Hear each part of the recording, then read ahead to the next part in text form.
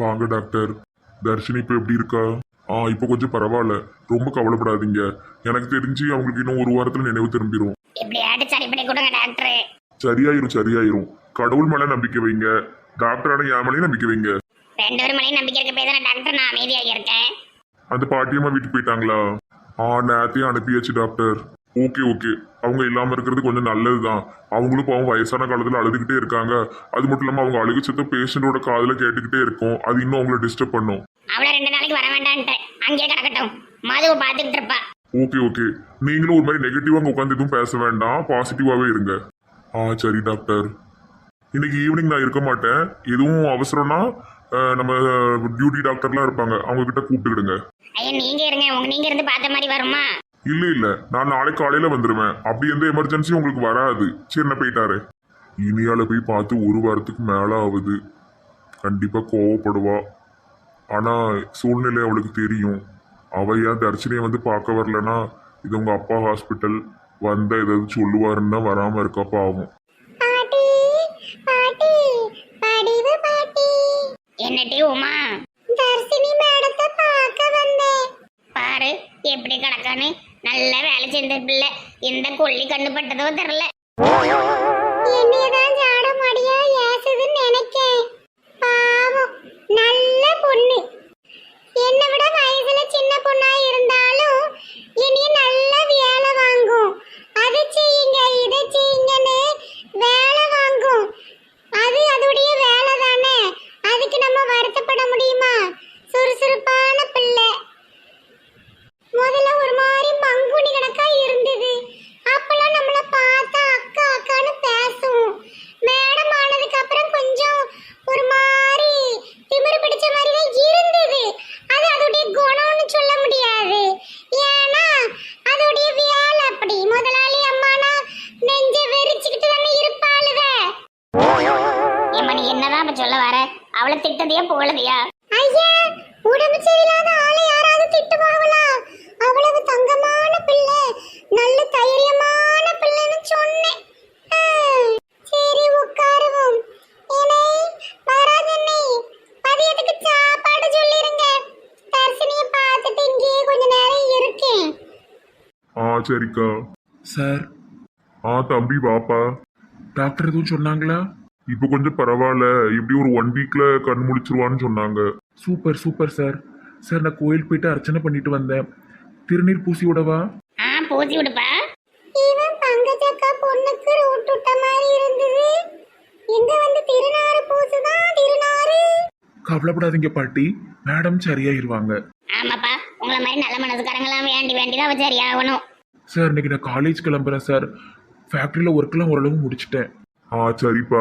நான் மத்தியானத்துக்கு மேல போய் பார்த்துக்கிடுதேன். சரி சார் வாரேன். சரிப்பா. எப்ப மகாராஜா எனக்கு எவ்வளவு சாப்பாடு சொல்லியிருப்பா மதியானத்துக்கு? சரி சித்தி. அந்த பையன் இப்பதான் வேலைக்கு சேர்ந்தான். அதுக்குள்ள நல்ல பழகிட்டானே. பேசாம அந்த பையலுக்கு பேசி முடிச்சிருங்க. வாய புத்திக்கிட்டு அவ சாவ கிடக்கா. கல்யாணம் பேசி முடிக்கணுமா? ஒரு பையன் வந்து ஒரு பாசமா ஒரு அக்கறையில ஏதாவது பண்ணா உடனே ஒரு கதை கட்டி ரிவியூட்டி. உன்னை யார்கிட்ட கூப்பிட்டா? நான் கூப்பிட்டேனா? தர்ஷினி பகவான் கூப்பிட்டேனா? ஒழுங்கா வாயெல்லாம் மூடிட்டு இருக்கிறதா இருந்தா இரு. இல்ல வீட்டுக்கு ஓடு பத்துக்க. சாப்பிட கிடையாது ஒண்ணும் கிடையாது. என்ன நேரத்துல என்ன பேசிக்கிட்டு இருக்கா? சாப்பாடுக்கெல்லாம் அளந்து ஒண்ணுங்க வந்து உட்காரல. மேடம பார்க்கதான் வந்தேன். கிளவி இவ்வளவு பேசுனதுக்கு நைட் வரை இருந்து நைட்டு சாப்பாடு, காலையில சாப்பாடு, காபி, டீ, வடைன்னு தின்னுட்டு தான் நான் போவேன். அம்மா எக்ஸாம் முடிஞ்சது என் ஃப்ரெண்ட்ஸ் எல்லாம் சினிமாக்கு போறாங்கம்மா. நானும் போட்டுமாமா? யாரெல்லாம் போறீங்க? கேர்ள்ஸ் எல்லாருமேம்மா. ஆத்தாடி, சினிமா தியேட்டருக்குலாம் பொம்பளை பிள்ளை ஒத்தையில போகக்கூடாது. அம்மா அப்பா அவ தங்கச்சி நம்ம எல்லாரும் சேர்ந்து ஒரு நாள் படத்துக்கு போவோன்னு.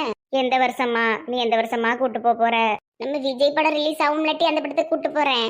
எம்மா என்னம்மா இப்படி பண்ணிட்டு இருக்க? அவங்கெல்லாம் போறாங்கம்மா, என்ன விடுமா. எனக்கெல்லாம் தெரியாதுப்பா, உங்க அப்பாட்ட கேட்டுக்க. என்னக்கா என்ன செய்திய? வாவுமா, சும்மா தான் இருக்கேன். பிள்ளைகள தள்ளி உட்காருங்க, உட்காரட்டும். என்னம்மா டீ கடைக்கு போலையா? சாயந்தரம் அவரை நிக்க விட்டுருவேன்க்கா. ஆமா, சாயந்தரம் ஒரே ஆம்பளையால் கூட்டமா வரும், எரிச்சலா இருக்கும். நான் இன்னைக்கு டீ கடைக்கு போல, ஆஸ்பத்திரிக்கு போயிட்டேன். ஏன் என்னாச்சு, உடம்புக்கு எதுவும் முடியலையா? எனக்கு என்னக்கா, நல்ல மனசு இருக்கு, எனக்கு எதுவுமே வராது. நான் இந்த தர்சினி பிள்ளைய பார்க்க போனேன். பாவம் அந்த பிள்ளை எப்படிமா இருக்கா? அந்த பிள்ளை வாயை பிளந்துட்டு அப்படியே கிடக்கக்கா. பாவம், என்ன பாவம் செஞ்சதோ இப்படி கிடக்கு. பாவம் செஞ்சவங்களுக்கு தான் கஷ்டம் வரும்னு கிடையாதுமா, கஷ்டம் எல்லாத்துக்கும் வரும். இல்லக்கா, ஒரு பேச்சுக்கு சொல்லுதேன், ஆனா சும்மா சொல்லக்கூடாதுக்கா. அந்த பையன் உங்க வீட்டுல ஒரு வாரம் வச்சிருந்தியல, ஒரு பணக்கார பையல, அவன் நல்லா பாத்துக்கிட்டுதான். வந்து வந்து தினமும் பார்த்துட்டு போறான். கோயில்ல போய் அர்ச்சனை பண்ணி திருநீர்லாம் வச்சு விட்டு போனானே. யாரு, விஷாலா? யார், தர்ஷினி காக்கா? அந்த அளவுக்கு க்ளோஸ் ஆயிட்டாங்களா? என்ன இவ்வளவு ரெண்டு பேரும் பொறாமப்படுற மாதிரி தெரியுது. அக்காரா தங்கச்சியான்னு தெரியலையே. ஆமாமா, நல்ல க்ளோஸ், ரொம்ப நல்ல க்ளோஸ். தர்ஷினி வயசுல மூத்தவ தானே? இல்ல இல்ல, இந்த பையதான் மூத்தவன். ஏதோ அங்க பேசிட்டு இருந்தாவ, நான் கேட்டேன். ஏமா, தர்ஷினி அக்கா பிகாம் 3 வருஷம் மட்டும் படிச்சுட்டு அதுக்கப்புறம் இந்த வருஷம் வேலைக்கு வந்துட்டாங்க. விஷால் 4 வருஷம் இன்ஜினியரிங் முடிச்சுட்டு இப்ப எம்இ 1 வருஷம். அப்ப அந்த அக்கோட 2 வயசு பெரியவன். ஓ அப்படியே, நமக்கு அந்த கணக்குலாம் தெரியாது. நம்மளை பொறுத்த வரைக்கும் காலேஜ் முடிச்சா பெரிய பையன், காலேஜ் படிச்சுக்கிட்டு இருந்தா சின்ன பையன் நினைப்பேன். நான் அவ தர்ஷினி முடிச்சோடனே பெரியவளா நினைச்சுக்கிட்டேன். ஜோடி பொருத்தமும் நல்லா இருக்குக்கா. அந்த பிள்ளையும் ஃபேக்டரிக்கு ஓனரு, இவனும் ஒரு பெரிய காலேஜுக்கு ஓனரு. கரெக்டா தான் இருக்கும். உங்களுக்கு வேற வேலையே இல்லையோ உமாத்த? சும்மா எல்லாத்துக்கும் ஜோடி போட்டு பாப்பீங்களோ? ஆமா, வேலை செய்றவங்கள உடனே அப்படி சொல்லாதீங்க. அவங்க நல்ல ஃப்ரெண்ட்ஸா கூட இருக்கலாம். ஏமா, அவங்களுக்கு ஜோடி போட்டு உங்களுக்கு ஏன் இம்பட்டு கோவம் வருது அக்காளும் தங்கச்சிக்கும்? இல்ல வேற கோவலாம் வரல, இந்த மாதிரி டக்குனு யாரையும் சேர்த்து பேசக்கூடாது. விஷாலோட டேஸ்ட் அவ்வளவு மட்டமாவும் ஃபர்ஸ்ட் கிடையாது. தர்சினிக்கா ஆம்பளை மாதிரி இருப்பாங்க. ஏ சோனியா, என்ன வாய் பேசிக்கிட்டு இருக்க? அப்பளே யாரையும் சொல்லக்கூடாது. உமாத்த தம்ம தேவலமா பேசிக்கிட்டு இருக்கு. அவ பேசினா உனக்கு என்னடி? என்ன உங்க பிள்ளைகள இம்பட்டு கோவப்படுது? எம்மா வாரேங்கான்னு போயிட்டாரே. இருட்டி காப்பி குடிச்சிட்டு போ.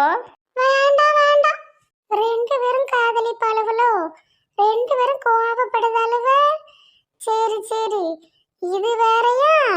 நமக்கு என்ன?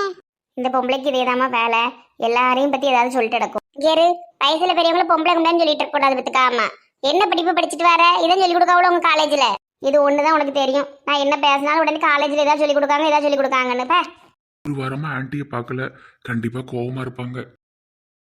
Anti, anti. தம்பிக்கு ஆயுசு 100. ஆன்ட்டி.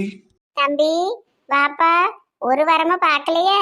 ஆமா ஆன்ட்டி, தர்ஷினி மேடம் கடிப்பட்டுட்டல, அதான் ஹாஸ்பிட்டல் வீடுமா அலைஞ்சிட்டு இருந்தேன். ஆமாமா, இந்த இப்பதான் உமா சொன்னா. இப்ப வெளியே போனாங்களே ப்ளூ கலர் சுடிதார், அந்த ஆன்ட்டியா? ஆமாப்பா, அந்த ஆண்டி தான். உட்காருப்பா. ஹாய் சத்யா. ஹாய் சோனியா, எப்படி இருக்கீங்க? ஏம்மா, எனக்கு ரொம்ப வேத்து கொட்டுது, நான் மாடியில போய் காத்து வாங்க போறேன். நானும் போறேன். என்னாச்சு ஆன்ட்டி? நான் வந்ததும் 2 பேரும் ஓடுறாங்க. அப்படிலாம் இல்லப்பா, அவளை 2 பேரும் ரொம்ப வேத்து கொட்டுதுன்னு தான் சொல்லிட்டு இருந்த அளவோ. நீ வேணா இரு, நான் போய் காபி போட்டு கொண்டாரு. ஆன்ட்டி, நானும் மாடியில இருக்கட்டுமா? சரி சரி, எல்லாரும் மாடியில இருங்க, நான் காப்பி எடுத்துட்டு வரேன். சத்யா, என்ன சீனியர் மேல வந்துட்டீங்க?